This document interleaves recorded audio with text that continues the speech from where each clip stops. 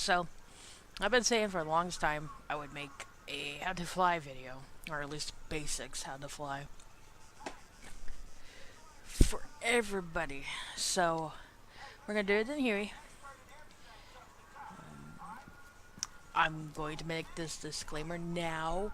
I am in no way a real life pilot. I have just done my research.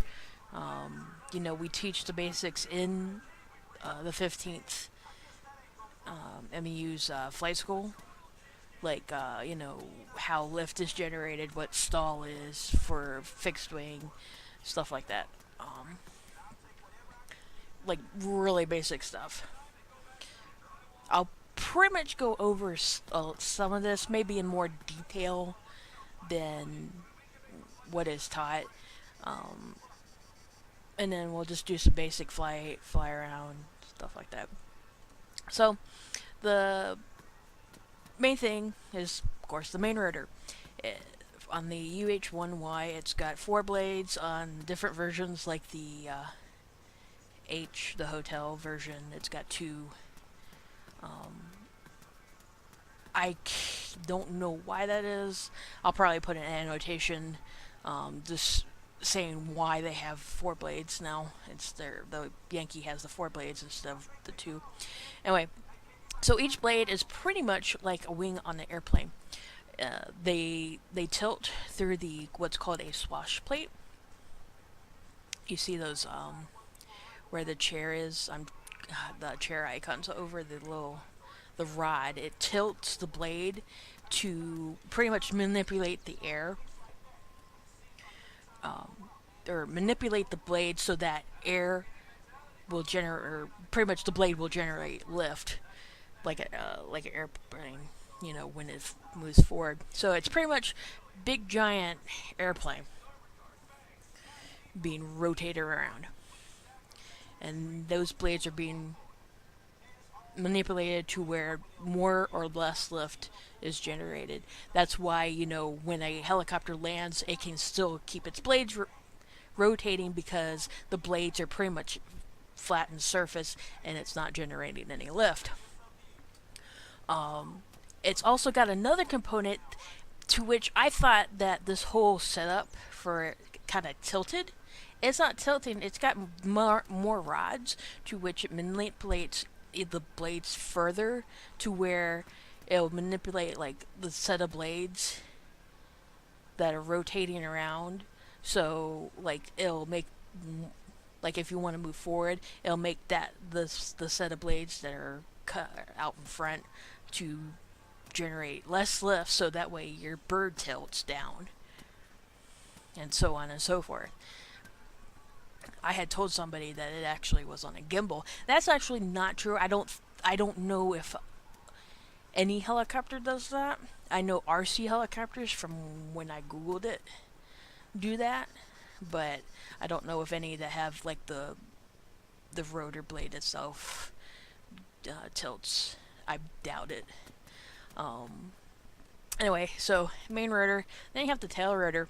Tail rotor pretty much is another air manipulation. It's got blades that also tilt when using the rudder pedals. It's to keep the bird from pretty much turning. If you didn't have the tail rotor, the bird would pretty much be spinning. The vehicles that have the two sets, they contradict each other in the force, so that's how they don't go spinning off like they do. Also, I know I'm moving around, I apologize for this. Also, when you start getting speed for momentum, the vehicle itself, it pretty much acts like a airplane itself, so all the air pressure going around it makes the vehicle not spin like a top in the air. So that's why if you lose your tail rotor and you're still going at a pretty good pace, you're not spinning like a top because you have that airflow going around. Also, if your engines die, the reason why you don't drop out of the sky is because all that air that's going up through your main rotors. If you keep it, it has a collective, what's called a collective, that tilts those blades on the main rotor. If you have it just right, it'll keep you from falling out of the sky like a freaking 10-ton brick, and be like a slightly heavy leaf on the wind, more like a dinosaur on a leaf on the wind. So ArmA 3 does not do that very well. Hopefully there will be some mod out there that will actually do it, or in the future when they actually bring out the helicopters DLC, if the physics are proper for that. There's also another thing that I'll talk about later on. ArmA 3 does not have the vortex ring state, neither does the take on helicopters. I do not know if they plan on doing this when they bring out the new helicopter DLC. What the vortex ring state is pretty much when you get to a certain place or you're landing, the pretty much you create a swirling effect. So hopefully you see my camera. So it's pretty much you're creating a swirling effect because the force of the wind created from the blades, because you're trying not to fall like a brick while landing and destroying your skids or whatever is underneath it. It starts creating that pressure, and it starts forcing the bird down to where you have to manipulate the blades to compensate. So there's that. So it pretty much takes a lot of effort. DCS does this. I can't remember. Did I? I haven't. I don't remember if I streamed that. I'm pretty sure I did. Yeah, I think I did. So I was talking about that at one point in time. We'll turn the HUD off here. Also, what I use to fly, I do not fly with a keyboard and mouse. I cannot fly with a keyboard and mouse. And, well, not exactly. It's more like I refuse to fly with a keyboard and mouse because I think it's just the clunkiest thing in the world. I know and have taught other pilots that fly with a keyboard and mouse and do exactly the same as me with my joystick.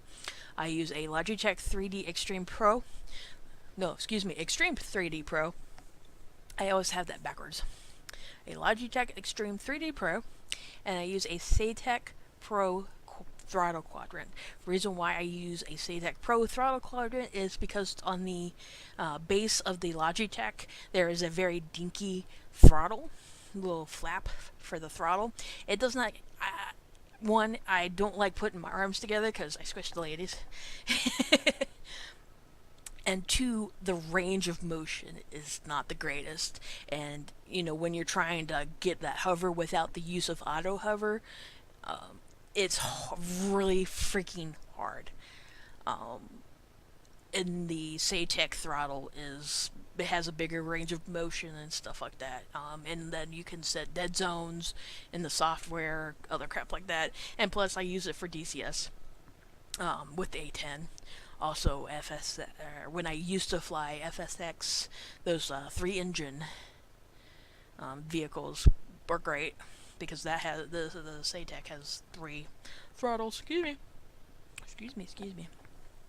So the A10 has the 2, so I can actually manipulate the thrust, the throttles on that. So anyway,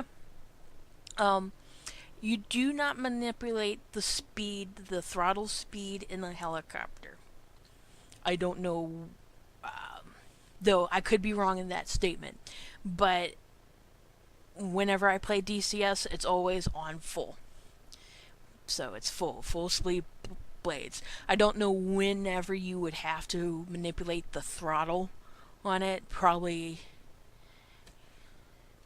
if you were in an emergency and you need to use the throttle to help with landing and stuff like that.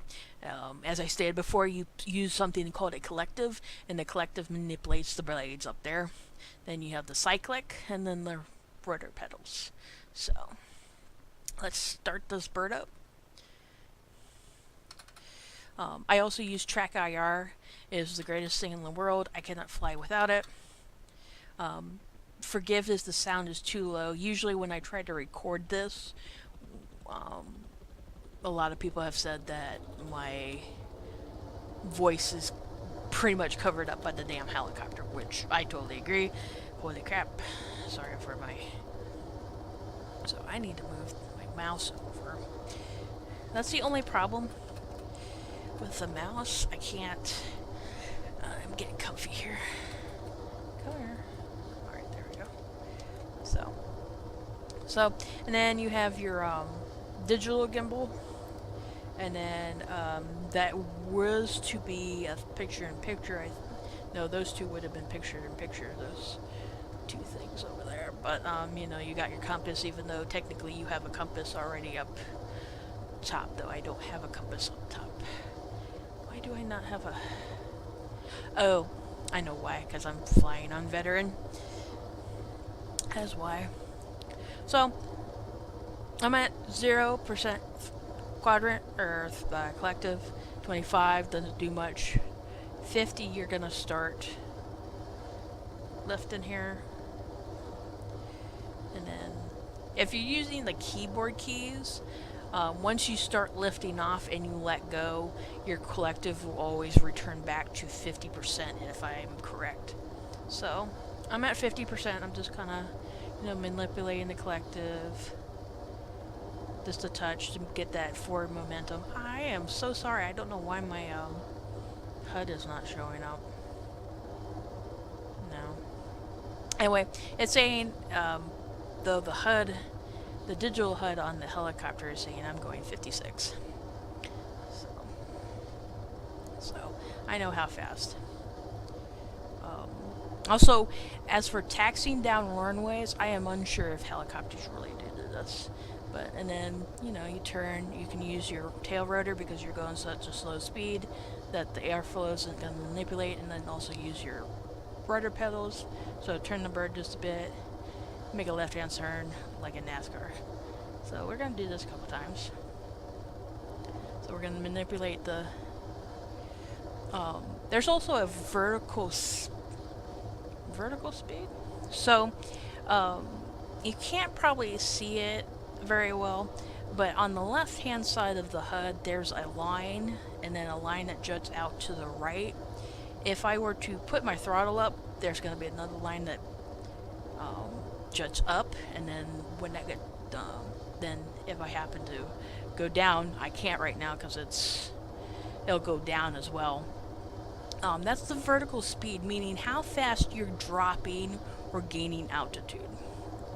So you usually can do that, like you can, if you want to speed up, like if you want to go from a hover to pretty much full bore. Here, hang on a second. I'll do that turn here. Whoops. Slow down too much on that one. So what you want to do is you pretty much want to put the collective to full, drop your nose down, and then you pretty much haul ass. But you don't want that vertical speed to go dropping down, because you're pretty much dropping to the sky, or dropping out of the sky like a dive bomber. So I'm gonna put my collective to 100. You see the line, but I'm gonna put my nose down to where it's pretty much level, and then my speed's going up 190, 200. I'm not gaining altitude yet. I don't want to gain altitude, so I'm pretty much level. I'm trying to keep it level, but I'm gaining that altitude because, one, the collective has manipulated the rotor blades on the main rotor to gain as much lift as it can with the throttle being at full speed, and I have manipulated myself to where I'm not gaining altitude, though I keep fidgeting. My joystick likes to sometimes go up and down on me, but I'm gaining that speed. Try not to hit the power lines, but I'm not gaining that altitude. So, you know, and you want to watch that. I know not all helicopters will have that vertical speed thing, and I hate that because it was in ArmA 2, but in ArmA 3 they did away with it for some reason. And I've been trying to I was trying to make a script for myself. I was dabbling. I don't program or anything like that. I was going to try to make a script that just says what my vertical speed was for up and down. And unfortunately, there are no proper codes. If somebody knows how to do that, that would be great. You know, share it out for everybody. You know, it doesn't have to be complicated. It could just be a digital number that says, oh hey, you're at level 0, or you're going -5, -10, or +5, +10, stuff like that. So we're just flying here. I'm at full collective. I really haven't gained altitude or dropped too much. You know, during turns you want to watch because you don't want to lose too much speed. So, also, if you can download that A3MP pack that has Chernarus. Back when ArmA 2 came out and I had joined, I practiced on Chernarus, that long road at the very bottom of the map. That was pretty much, you know, how fast you can go without hitting trees or power lines. That's a great place to practice on. As you've seen from my Little Bird video, I mean, Stratus is also a great place to practice on. So, and we're just gonna fly around. Another tip: even though you do not have a physical sense of the vehicle and your stuff, you know, all you have is the visual cues and stuff like that. Try to learn the width, including the blades, of the helicopter, like the length, width, height, and stuff like that. That way, it's like driving a car. You know how big your car is. Sometimes you misgauge. It happens. I've done it so many times where I've misgauged and hit a rock because I was just too close. So pretty much know the limits, know the size of your helicopter, stuff like that. So we'll fly around a little bit. Landing is fun. Let's do this. So I'm dropping a little bit because I am I'm trying, my vertical speed says I'm trying to gain altitude here. So it's not going to happen. So we'll keep that. It's pretty much, you don't want to, you don't want to try to be a jet fighter in this because you'll lose speed. Because if I do this, I'm losing speed. It's because you're technically stalling out your main rotor blades. Like if you try to go straight up in a jet fighter, you're stalling out. You're not going to get that altitude with speed. Ain't gonna happen. Alright, so let's see, this would be a good spot to land. Yep, okay. Even though I have the zoom function on my TrackIR, I have on my my hat stick, on my joystick, I have the zoom function.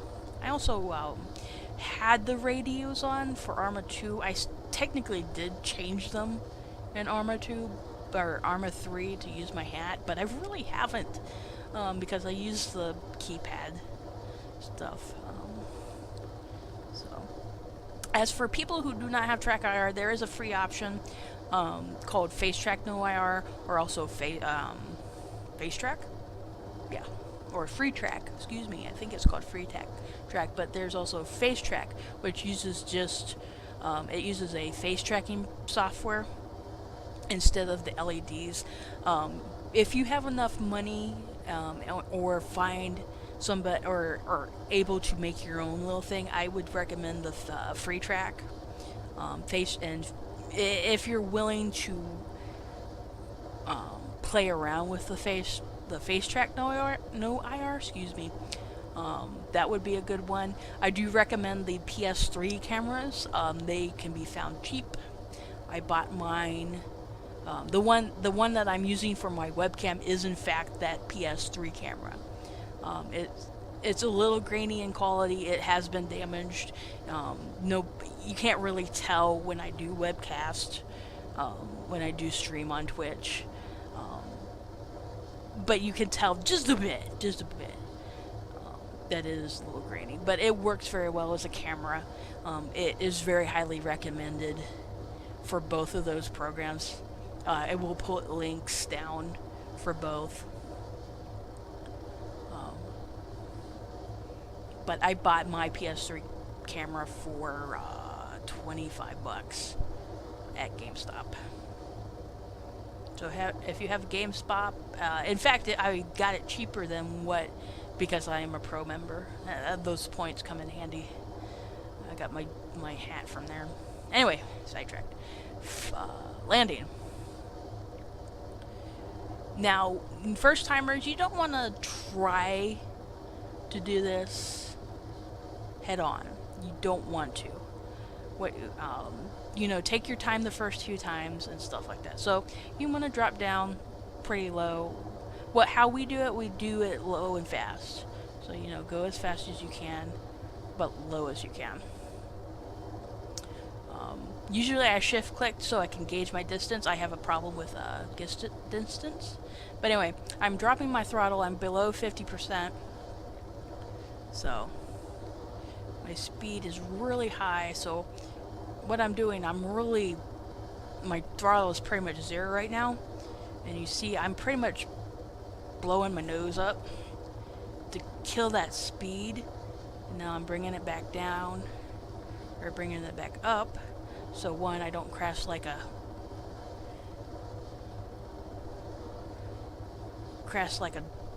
lawn dart. This is a little dirty, but I mean, it's recommended. Oops, 1 second. Let's try not to hit the rocks here. So, it's a little dirty, even for me. Why are you still sliding? This mod has a little bit of issues right now. Why are you still sliding? So this still has little issues with the sliding bug that we found out. So, if you do it in a low bird, it shouldn't be sliding like this.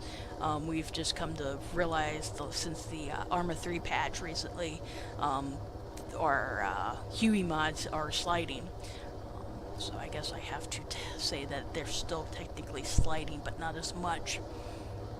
Anyway, so even though that was dirty, if you pull that off, I would say you're doing pretty good. You don't want a lawn dart. You want to come in as fast as you can, stuff like that. Take your time, build up. Say go 50 kilometers out, as low as you can. Do that stuff. So I'll do it again. Try to. I probably did not do a very good job. Explaining it to you guys. So we'll try this again. So I'm putting my collective at 50%. So I'll do this again. We'll try to build up speed too. I gotta build up speed too. So build up some speed here. Also, know the physics of when you can pull out of a dive. If because speed factors into it. If you cannot pull out of that dive, you're pretty much done. You can't try to hold on, because it does have still some physics here. So we're just going to go 200. So we're going to drop the collective a little bit. For keyboard users, you're probably going to have to start hitting that collective down button a little way beforehand, just to start. So pulling back, bring my collective up so I don't drop too much. Whoop. This is gonna hurt. A little dirty again, but I mean, as long as I'm pretty much on the deck almost, and the soldiers can. Whoop. Alright, so this is still sliding. I don't know why. Oh, I think I did not download the update yet for our pack. That is why. So I'm sliding. That's not supposed to happen. So I'm sliding, but that's because of the bug. I didn't update it yet, so I am playing with a bugged vehicle right now. So you shouldn't be sliding much. If you're coming in still at like 10 kilometers an hour, and you can still make it. You might damage yourself just a touch, but you would slide a little bit and then be done. I've done it before. So I should have downloaded that update. Sorry guys. So I'll do it one more time.